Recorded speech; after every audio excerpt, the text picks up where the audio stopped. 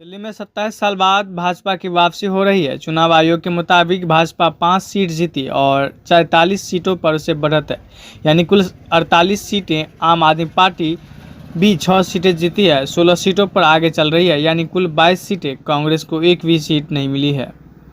इस बदलाव में आम आदमी पार्टी का अरविंद केजरीवाल नई दिल्ली और सिसोदिया जंगपुरा सीट से चुनाव हार गए। मुख्यमंत्री आतिशी कालकाजी सीट पर चुनाव जीत गई है। सत्येंद्र जैन भी चुनाव हार गए हैं। हार के बाद केजरीवाल बोले, हमें हार स्वीकार है। दिल्ली में भाजपा मुख्यालय पर जश्न जारी है। प्रधानमंत्री नरेंद्र मोदी शाम 7 बजे पार्टी हेडक्वार्टर पहुंचेंगे और कार्यकर्ताओं के बीच स्पीच देंगे।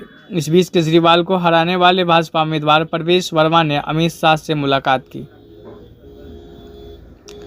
दिल्ली विधानसभा चुनाव इंटरेक्शन फैक्ट 2020 में भाजपा ने महज 8 सीटें जीती थी। 2025 में 6 गुना ज़्यादा, यानी 48 से ज़्यादा सीटों पर जीती है। केजरीवाल की नई दिल्ली सीट पर 20 उम्मीदवारों की जमानत तक जब्त हो गई है। इनमें मिले वोट 2 अंक तक भी नहीं पहुंच सके। केजरीवाल प्रवेश वर्मा से 3000 वोटों से हारे, जबकि संदीप दीक्षित को महज 3873 ही वोट मिले हैं। कांग्रेस को एक भी सीट नहीं पर वोट 2% बढ़ा। भाजपा की पिछले चुनाव 2020 के मुकाबले 39 सीट बढ़ी। वही नमस्कार। आज दिल्ली के चुनाव के नतीजे आए हैं और जनता का जो भी निर्णय है, जनता का जो भी फैसला है, उसे हम पूरी विनम्रता के साथ स्वीकार करते हैं। जनता का निर्णय सर माथे पर।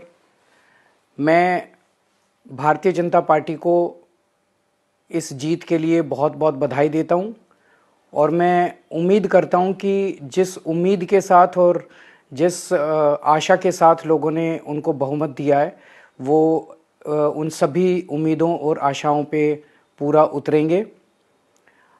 हमने पिछले 10 साल में जनता ने जो मौका दिया हमें, उन 10 सालों में हमने बहुत सारे काम किए। शिक्षा के क्षेत्र में, स्वास्थ्य के क्षेत्र में, पानी के क्षेत्र में, बिजली के क्षेत्र में और भी अलग अलग तरीके से लोगों को राहत पहुंचाने की कोशिश की उनकी ज़िंदगी में, और दिल्ली के इंफ्रास्ट्रक्चर को भी हमने सुधारने की कोशिश की।